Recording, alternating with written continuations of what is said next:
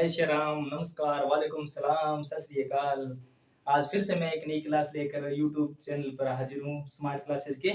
तो आज की जो क्लास है वो बड़ी मजेदार होने वाली है और स्पेशल क्लासेस है ये रीट वालों के लिए। रीट में क्या होता है कि सेकंड लैंग्वेज के अंदर इंग्लिश जो जिस बच्चे ने ले रखी है, जिस स्टूडेंट ने ले रखी है, उसके लिए बहुत इंपॉर्टेंट रहने वाली है ये क्लास।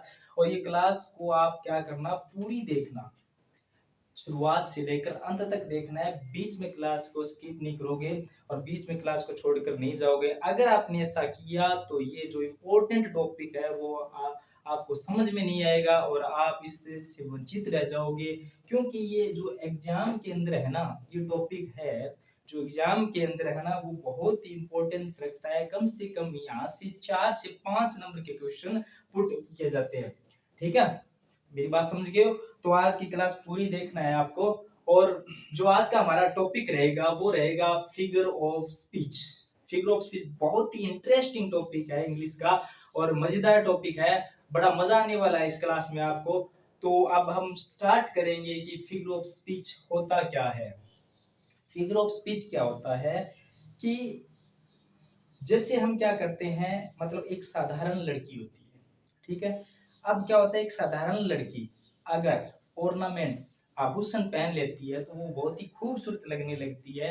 वैसे ही क्या होता है कि एक लैंग्वेज के अंदर अगर हम कुछ वर्ड्स ऐड कर दें, वो इंटरेस्टिंग वर्ड्स ऐड कर दें जो उसकी मीनिंग्स को, जो उसके मीनिंग को क्या बना दे, बड़ा इफेक्टिव बना दे, इंप्रेशन डाल दे, तो वो क्या होते हैं, part of figure of speech कहलाते हैं। क्या कहलाते हैं वो? फिगर ऑफ स्पीच कहलाते हैं। इनको हिंदी में क्या कहते हैं? अलंकार कहा जाता है। क्या कहा जाता है?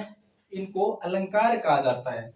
ठीक है, फिगर ऑफ स्पीच क्या होते हैं? अलंकार होते हैं जो भाषा को क्या करते हैं, आभूषित करते हैं, भाषा को सुंदर बनाने का काम करते हैं, उसके अर्थ को इफेक्टिव बनाते हैं, उसमें भाषा में ब्यूटी डालने का काम करते हैं। वो क्या कहलाते हैं? फिगर ऑफ स्पीच कहलाते हैं। ठीक है, तो अब इससे रिलेटेड बहुत सारे क्वेश्चन आते हैं, 4 से 5 क्वेश्चन पूछे जाते हैं एग्जाम में। अब क्वेश्चन किस तरह के पूछे जाते हैं, कई बार तो वो क्या करता है, डेफिनेशन पूछ लेता है, और कई बार क्या करता है, कुछ सेंटेंस देता है और उसमें पूछता है कि इसमें किस तरह का फिगर ऑफ स्पीच यूज किया गया है। ठीक है, तो हम क्या करेंगे, हम फिगर ऑफ स्पीच को बहुत बारीकी से समझेंगे, माइक्रो सिस्टम पर हम इसका अध्ययन करेंगे, इसकी स्टडी करेंगे। तो आप मेरे साथ बने रहोगे शुरुआत से अंत तक। वीडियो को बिल्कुल स्किप नहीं करना। अगर आपने वीडियो को स्किप किया तो आप इस इंपॉर्टेंट टॉपिक से, मजेदार टॉपिक से और इंटरेस्टिंग टॉपिक से वंचित रह जाओगे और आपके जो 4-5 नंबर की आपने आशा ले रखी है इंग्लिश के अंदर, वो क्या होगी, आप निराशा में बदल जाएगी। ठीक है, तो अब मेरे स्टार्ट शुरू करते हैं। अब देखो, पहले सबसे पहले मैंने डेफिनेशन लिख रखी है।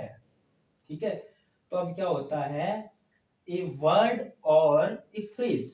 वर्ड होता है शब्द या फिर वो वाक्यांश। फ्रेज का मतलब क्या होता है? वाक्यांश होता है। कुछ वर्ड्स के समूह को क्या कहते हैं? फ्रेज कहा जाता है। या फिर वो क्या होता है, एक एक्सप्रेशन होता है, एक हाव भाव होता है जो use not with its original meaning, वो अपने ओरिजिनल मीनिंग में यूज नहीं किया जाता है। एक ऐसा शब्द और एक ऐसा वाक्यांश, एक ऐसा फ्रेज और एक ऐसा एक्सप्रेशन जो कभी भी अपनी ओरिजिनल मीनिंग में यूज नहीं किया जाता है, बल्कि क्या होता है, but in an imagination way to make a special effect. तो इसके अंदर क्या किया जाता है, कुछ इमेजिनेटिव बना दिया जाता है कुछ वर्ड्स का यूज करके। ठीक है, यानी इफेक्टिव बना दिया जाता है। तो इस कारण से क्या होता है, वो बहुत ही सुंदर लगने लगता है सेंटेंस। जैसे मैं एक सेंटेंस बोलता हूँ, ठीक है, जैसे मैं बोलूं कि वह तेज दौड़ता है, वह तेज दौड़ता है, ये एक ओरिजिनल सेंटेंस है। ठीक है, जैसा बोला वैसा दिख रहा है कि वो तेज दौड़ता है। और एक सेंटेंस मैं ऐसे बोलूं कि वह हवा की तरह दौड़ता है, इससे मतलब क्या हो गया कि सेंटेंस सुंदर बन गया। ठीक है, और इसमें इफेक्ट डल गया कि ब्यूटी डल गई कि वह कैसे दौड़ता है, हवा की तरह दौड़ता है। ठीक है, तो इस तरह से क्या करते हैं हम, इस वर्ड यूज करके, इस वाक्यांश यूज कर भाषा को, सेंटेंस को इफेक्टिव बनाने की कोशिश करते हैं। किसके द्वारा? फिगर ऑफ स्पीच के द्वारा। बात समझ में आई? तो अब क्या होता है, ये फिगर ऑफ स्पीच की परिभाषा है, ए वर्ड और फ्रेज और expression used not with its original meaning, ठीक है, but in an imagination way to make a special effect. Okay, तो ये मैंने परिभाषा आपको समझा दी है। अब क्या होता है, अब फिगर ऑफ स्पीच का यूज क्यों किया जाता है? क्यों करें हम भाषा में? तो ये है they add colour and interest. क्या करते हैं ये, जब भाषा में यूज किए जाएंगे, जब स्पीच में, जब स्टेटमेंट में यूज किए जाते हैं, तो ये उनमें क्या भर देते हैं, कलर भर देते हैं। वास्तव में कलर नहीं भरते, भाषा को इफेक्टिव बना देते हैं। ठीक है, ऐसे नहीं है कि गुड़ स्वर लेकर रंग भर देते दिया जाता है भाषा में, वर्ड्स में नहीं, ऐसा कुछ नहीं होता है, बल्कि ये क्या करते हैं, इफेक्टिव बना देते हैं कुछ। ठीक है, और इंटरेस्ट, अगर जब हम एक सीधा स्टेटमेंट बोलते हैं, ठीक है, आई बात समझ में, जैसे वह चिल्लाया, मैंने स्टेटमेंट सीधा बोल दिया, सेंटेंस सीधा बोल दिया, वह चिल्लाया, ठीक है, तो इसमें मजा नहीं है। और जैसे मैंने बोला वह सांड की तरह चिल्लाया, ठीक है, यानी सांड जिस तरह से चिल्लाता है, बुल जिस तरीके से चिल्लाता है वैसे चिल्लाया, तो ऐसा बोलने से क्या हुआ, एक भाषा में क्या आ गया, इफेक्ट आ गया, डल गया, और इंटरेस्ट भी डल गया, सुनने वाले को मजा आ रहा है। अगर आप भाषा में फिगरेटिव वर्ड यूज नहीं करते हो तो स्टेटमेंट मजा नहीं आता सुनने में। अगर आप फिगरेटिव स्टेटमेंट का यूज करते हो तो भाषा बड़ी मजेदार बन जाती है, और जो लिसनर होते हैं उनको मजा बहुत आता है। तो इसका काम कौन करता है, फिगर ऑफ स्पीच करता है। ठीक है, ये अलंकार ऐसा काम करते हैं। ओके, तो अब देखो they add colour and interest, तो एक भाषा में क्या भर देते हैं, ये कलर भर देते हैं, इंटरेस्ट भर देते हैं, नहीं उसको मजेदार बना देते हैं। दी एडोर्न, एडोर्न का मतलब होता है विभूषित कर देना, आभूषित कर देना, विभूषित कर देना, यानी आभूषित, उसको सजा देना, डेकोरेटिव कर देना उसको। ठीक है, यानी भाषा में जैसे ऑर्नामेंट्स एक लड़की की, एक नारी की खूबसूरती को बढ़ाते हैं, वैसे ही क्या काम होता है इन अलंकारों का, एक भाषा में को क्या बना देते हैं, बहुत खूबसूरत बना देते हैं, बहुत उसके अंदर ब्यूटी डाल देते हैं। ठीक है, और दूसरा क्या होता है, तीसरा हम क्यों यूज करते हैं फिगर ऑफ स्पीच का, डॉल्प आवर इमेजिनेशन एंड एक्साइटमेंट। हम अपना डेवलप करते हैं, क्या चीज करते हैं, आवर इमेजिनेशन, हमारी कल्पना शक्ति को मजबूत करते हैं, विकसित होती है हमारे अंदर जब हम इन फिगरेटिव वर्ड्स का यूज करते हैं। Develop our imagination and excitement, और ऐसा करने से हमें क्या आता है, उत्साह आता है हमारे अंदर। ठीक है, जोश बढ़ता है जिससे हम इसको करते हैं। ठीक है, तो इन चीजों के कारण हम क्या करते हैं, इन फिगर ऑफ स्पीच का यूज करते हैं। ठीक है, इसके साथ क्लैरिटी ऑफ एक्सप्रेशन करने के लिए। ठीक है,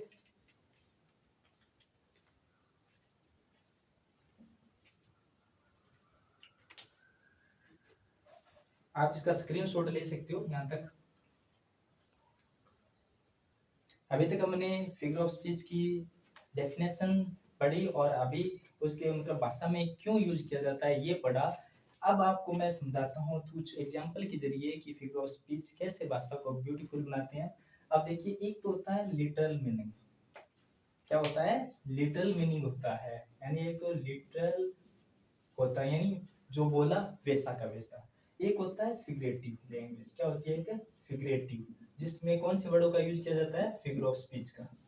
ऐसी भाषा जिसमें फिगर ऑफ स्पीच का यूज किया जाता है। और ये होता है एक सीधा स्टेटमेंट, जैसा बोलती है वैसा दिखता है। ठीक है, जैसे अभी मैंने बताया था कि ही रन फास्ट, वह तेज दौड़ता है, ही रन फास्ट, वह तेज दौड़ता है। ठीक है, और इसी, अब ये स्टेटमेंट वैसे का वैसे, ही रन फास्ट, वह तेज दौड़ता है, इससे पता चल गया जैसा का वैसा है, हाँ वह तेज दौड़ता है।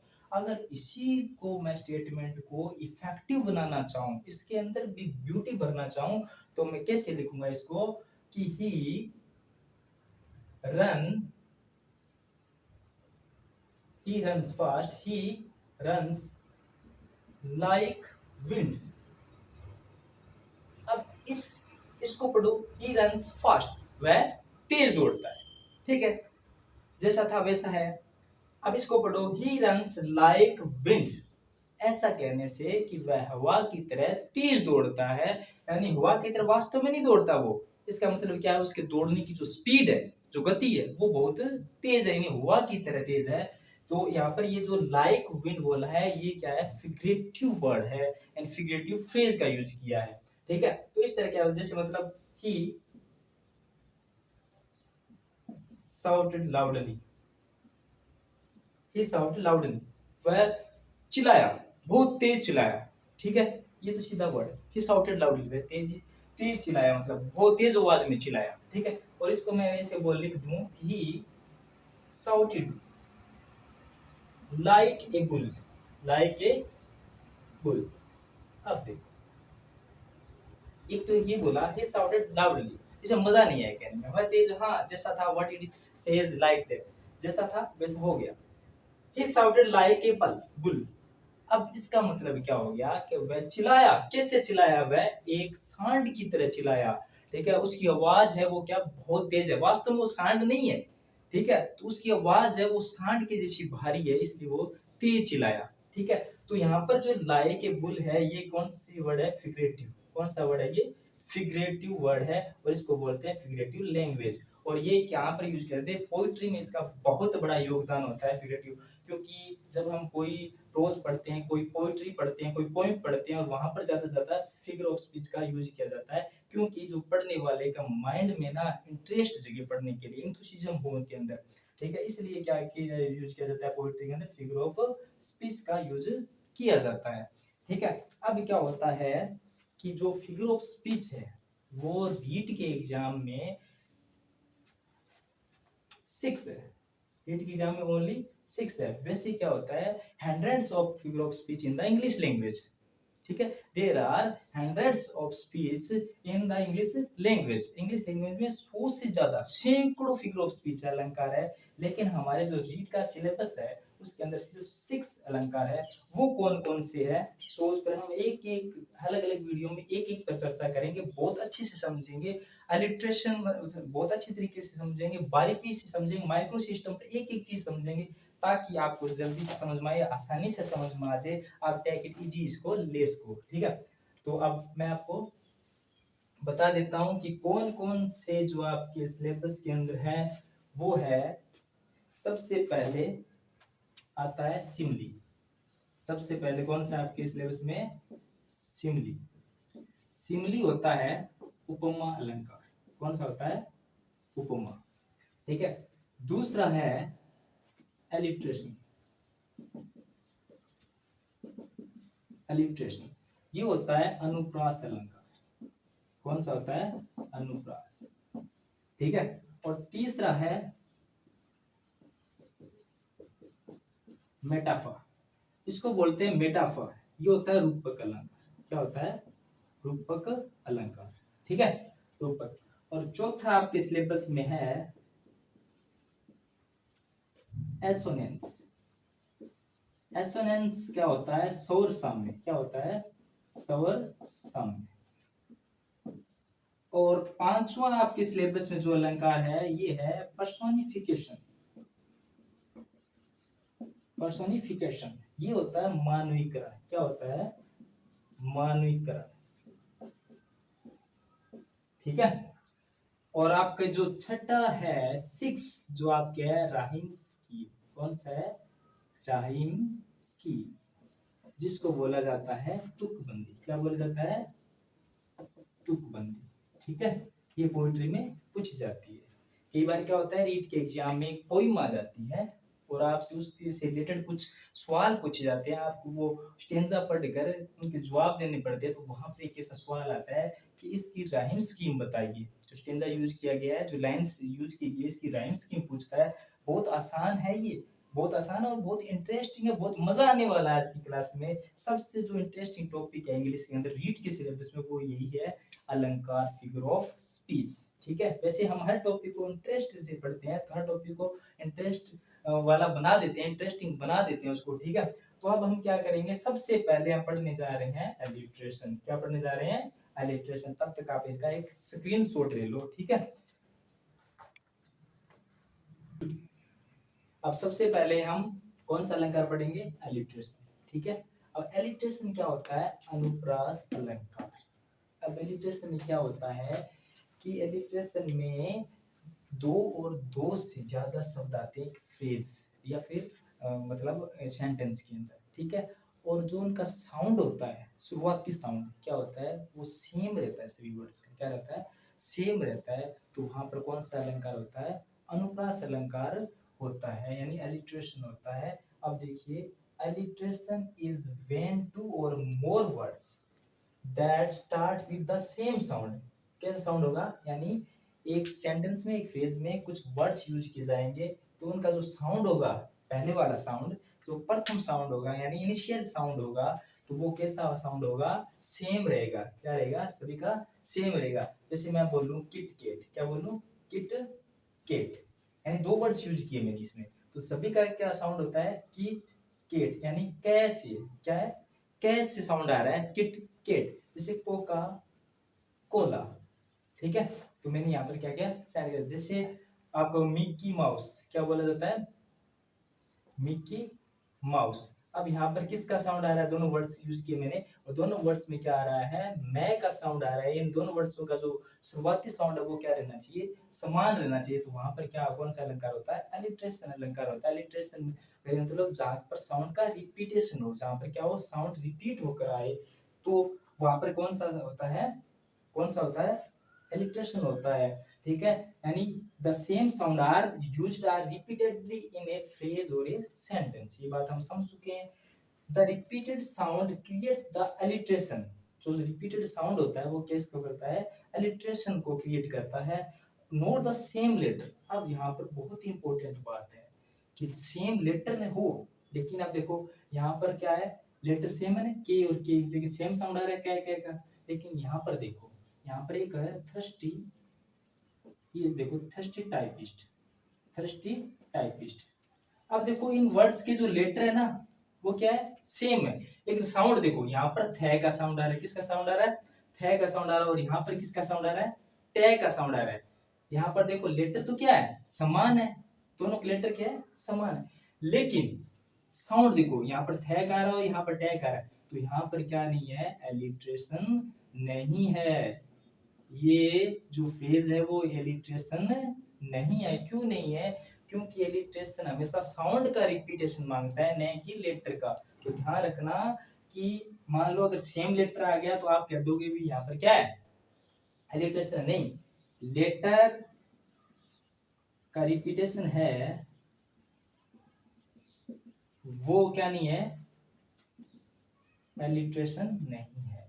वहां पर क्या नहीं होगा? एलिट्रेशन नहीं होगा। लेकिन हमें किसका रिपीटेशन चाहिए? साउंड का। अगर साउंड का अगर रिपीटेशन है, किसका रिपीटेशन चाहिए? साउंड का हमें रिपीटेशन चाहिए, न कि लेटर का। अगर लेटर का रिपीटेशन है वहां पर एलिट्रेशन नहीं होगा, अगर साउंड का रिपीटेशन तो वहां पर क्या होगा? एलिट्रेशन होगा। तो ध्यान रखना, बहुत इंपॉर्टेंट टॉपिक है। लेटर सेम आ जाए तो आप वहां पर एलिट्रेशन मत मान लेना, उनका फिर आपको प्रोनाउंसिएशन करके देखना, उच्चारण करके देखना है कि साउंड सेम होना चाहिए। यहाँ पर देखो टी आ रहा है, टी आ रहा है, लेकिन साउंड क्या है? अलग है ना। तो यहाँ और यहाँ पर देखो कोका कोला, सी आ रहा है, सी आ रहा है, साउंड क्या आ रहा है? कै और कै, तो यहाँ पर क्या है? एलिट्रेशन है। तो ये बात समझ गए ना? एलिट्रेशन में क्या होता है? ध्वनि का रिपीटेशन होता है, यानी साउंड का रिपीटेशन होता है, नहीं कि लेटर का रिपीटेशन होता है। यहाँ पर क्या करते हैं बच्चे? गलती कर देते हैं, ठीक है। तो अब यहाँ पर हम एलिट्रेशन के बारे में कुछ और जानते हैं। जो एलिट्रेशन में साउंड होता है ना, जो एलिट्रेशन के अंदर साउंड होता है,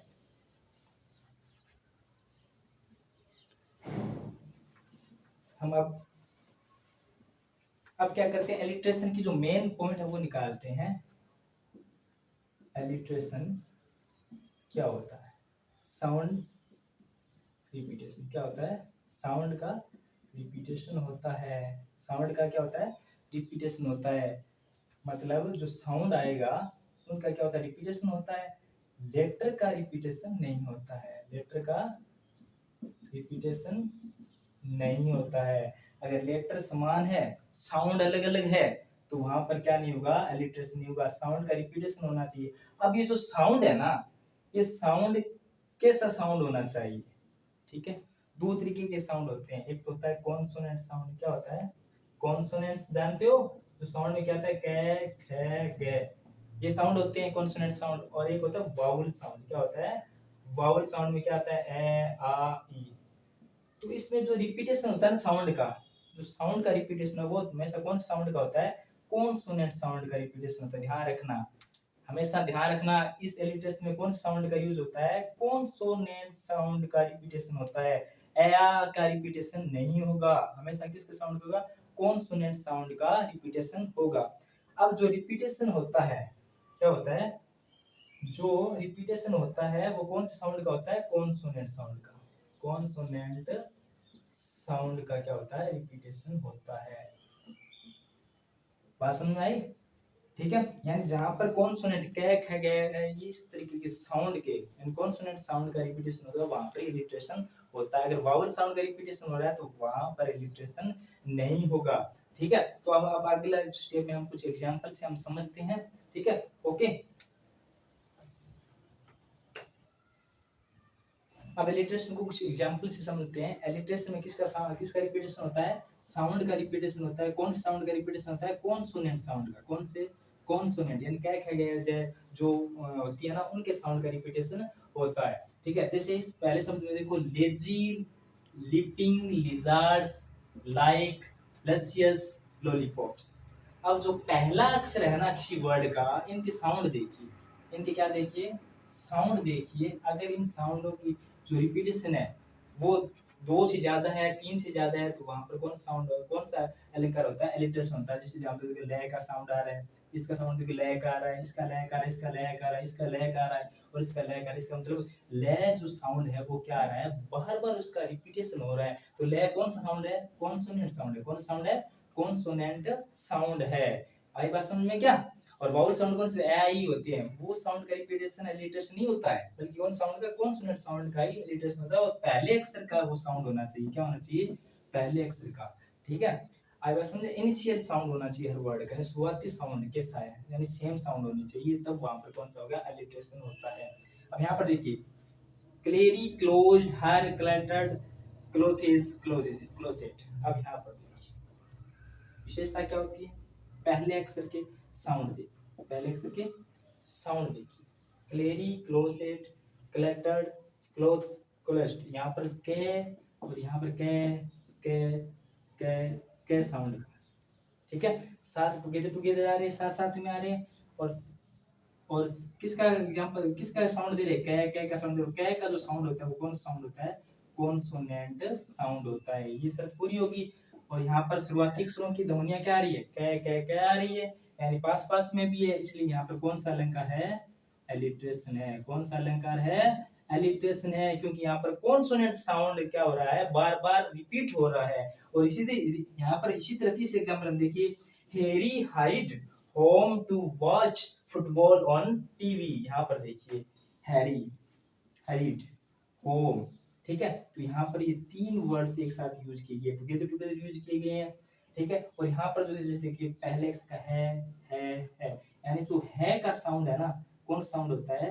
कॉन्सोनेंट साउंड होता है। कौन साउंड होता है? कॉन्सोनेंट साउंड होता है। और उसका 3 बार यहाँ पर रिपीटेशन हुआ है, इसलिए यहाँ पर कौन सा अलंकार है? एलिट्रेशन है। कौन सा अलंकार है? एलिट्रेशन अलंकार है। बात समझ में आई क्या? एलिट्रेशन अलंकार क्या होता है? ध्वनि का रिपीटेशन होता है, साउंड का रिपीटेशन होता है। कौन सा साउंड होना चाहिए? वो कॉन्सोनेंट साउंड होना चाहिए। कौन सा साउंड होना चाहिए? कॉन्सोनेंट साउंड होना चाहिए। और सबसे पहले अक्षर वाले को साउंड होना चाहिए। कुछ अक्षर वर्ड्स जो है ना, उनके जो पहला अक्षर इनिशियल लेटर होता है उसका साउंड क्या होना चाहिए? कॉन्सोनेंट साउंड होना चाहिए। और उसका रिपीटेशन होना चाहिए किसी सेंटेंस में, तो वहां पर कौन सा अलंकार होता है? एलिट्रेशन अलंकार होता है। तो ये आज हमने इस वीडियो में एलिट्रेशन अलंकार को समझा है। ठीक है, तो अगर आपको इस जो मैंने एलिट्रेशन पढ़ाया ये आपको अगर समझ में आ गया, इस वीडियो में मजा आया, तो इस वीडियो को लाइक कर लीजिएगा, सब्सक्राइब कीजिएगा चैनल को, और कमेंट भी कीजिएगा कि हमारा समझाया हुआ आपको समझ में आया या नहीं आया। तो अगर आपको अच्छा लगा वीडियो, हमें भी मोटिवेशन मिलेगा नेक्स्ट वीडियो बनाने में। ठीक है, तो लाइक जरूर कर दीजिए, सब्सक्राइब जरूर करिए, शेयर जरूर कर दीजिएगा, ताकि ये जो साधारण भाषा में जो मैंने आपके सामने एलिट्रेशन की जो डेफिनेशन रखी है, एलिट्रेशन को मैंने अंडरस्टैंडिंग करवाया आपको, तो ये हर आपके दोस्त तक पहुंचे और वो भी इस चीज का फायदा उठाए। रीट एग्जाम में ये बहुत ही इंपॉर्टेंट है, बहुत ही मतलब 4-5 क्वेश्चन यहाँ से आते हैं, ताकि उसको फायदा हो जाए। हम नेक्स्ट वीडियो में दूसरे अलंकारों के बारे में पढ़ेंगे, हर वीडियो में एक एक अलंकार पढ़ेंगे, उसको बारीकी से समझेंगे। ठीक है, तो हमने आज के जो अलंकार पढ़ा एलिट्रेशन, ठीक है, तो इसके बारे में मैं कल आपको दोहरा दूंगा, थोड़ा सा रिपीट करवा दूंगा ये थोड़ा, तो 5 मिनट का, और उसके बाद नेक्स्ट हम अलंकार पढ़ेंगे। ठीक है, तब तक देखते रहिए हमारा चैनल।